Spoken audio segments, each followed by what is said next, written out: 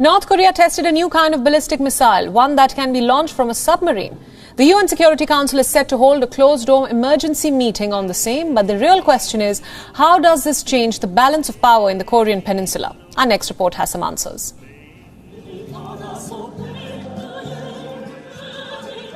Carnival on Sunday and a ballistic missile test on Tuesday.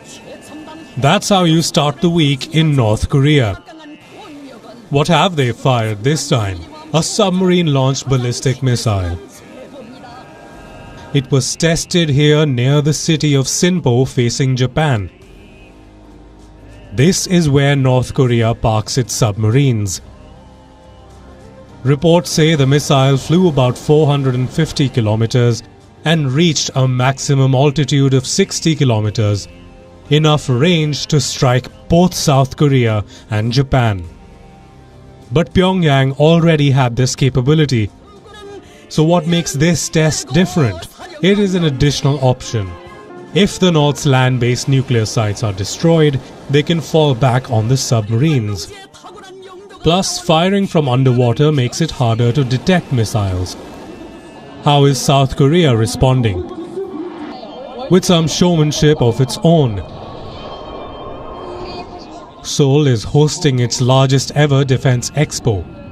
440 companies, 28 countries, 79 types of aircraft, and 68 artillery equipment, a lot of firepower. The Korean arms race is definitely heating up, and caught in the middle are the US and Japan. Japanese Premier Fumio Kishida condemned the tests. He says all options are on the table, including strikes on the enemy base. I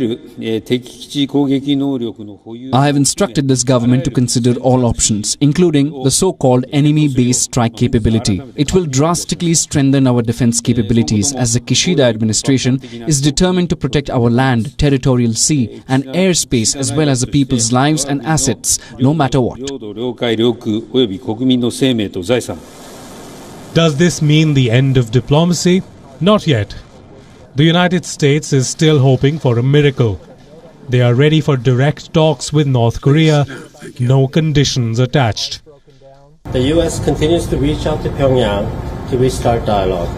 Our intent remains the same. We harbor no hostile intent towards the DPRK, and we are open to meeting with them without preconditions. Even as we remain open to dialogue, we also have a responsibility to implement the UN Security Council resolutions addressing the DPRK. North Korea's policy depends on their supreme leader's mood swings. Last week, Kim Jong-un said he had no intention of war.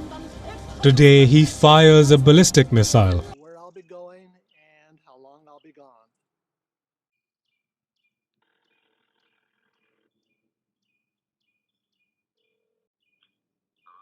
Hi, Bob. I'm hiking the Lone Star Trail near Stubblefield, trailhead number 6, and I'll be gone overnight. We begin with one of the most significant North Korean ballistic missile launches since US President Joe Biden took office. South Korea is reporting at least one was fired into the Sea of Japan. The military says the weapon may have been designed for submarine launches. Japan's Prime Minister has cancelled election events and returned to Tokyo to assess the situation.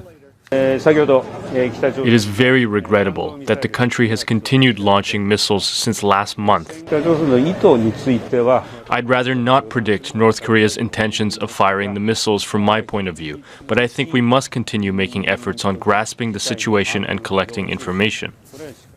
Katrina Yu joins us now live from Beijing. So, Katrina, a few conflicting details about what North Korea did today. What details do we actually know about this missile test? Well, we do know it was an underwater missile. It's still unclear whether it was launched from an actual submarine. If it was, this would be the first time this kind of technology was successfully tested by North Korea, or whether it was, as previously, just launched from an underwater test barge. Now, according to the South Korean government, the launch took place at 10:17 a.m. local time from this area of Sinpo, which is where North Korean submarines are based. South Korea says it was one missile, but the Japanese government says it was two missiles. Now, the South Korean National Security Council convened shortly after the launch, expressing deep regrets, echoing the sentiments of the Japanese Prime Minister.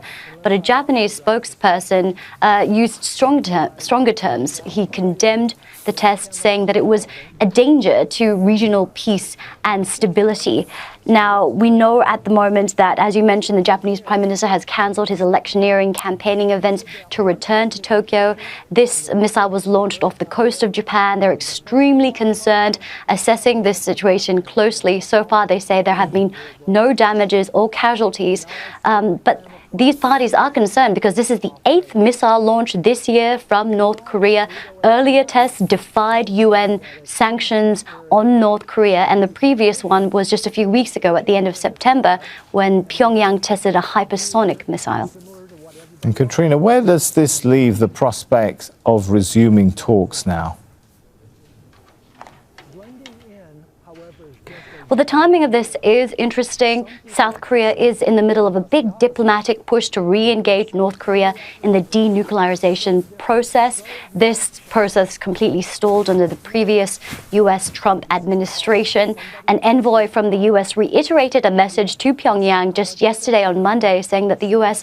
has no hostile intent towards North Korea. And today on Tuesday, the intelligence chiefs from South Korea, Japan, and the U.S. are expected to meet behind closed doors in Seoul. Now, South Korea is pushing for an official declaration to end the Korean War, which is still technically underway.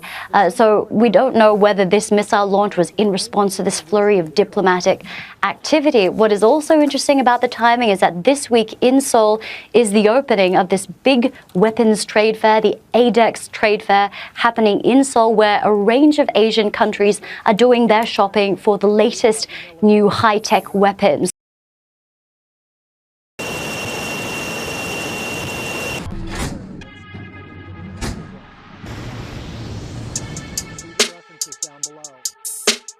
Several recommendations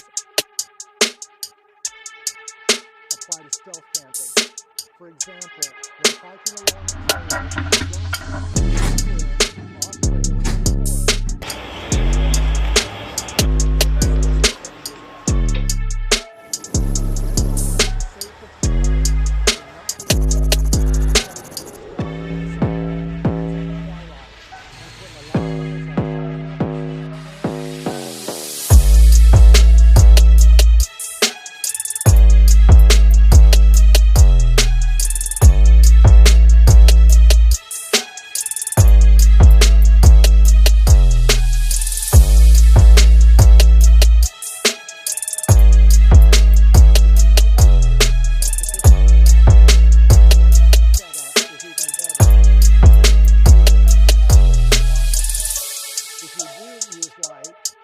shouldn't be white, but rather red or green. Now, I prefer red light because it doesn't interfere with my nighttime vision. Sometimes you scout out an area during the day and then come back at night when it's dusk to set up camp.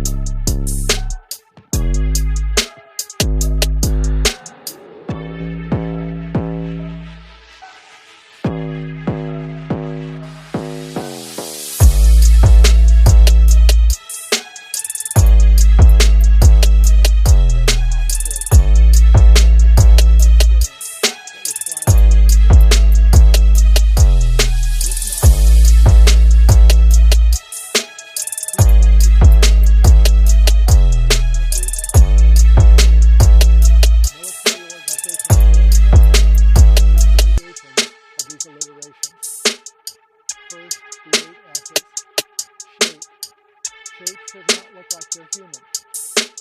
Second, shine. Shine on objects and the edge of a way that something unusual was present.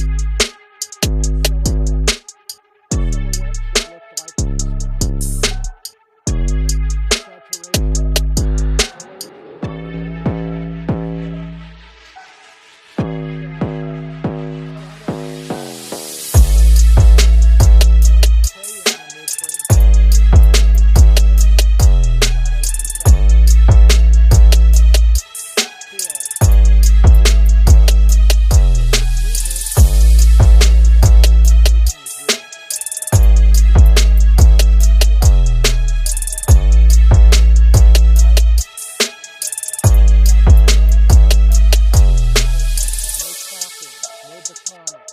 If you do make sounds, it should mimic the wildlife or the vegetation. Spacing. If several people are being filmed, they should separate themselves in the same way that wildlife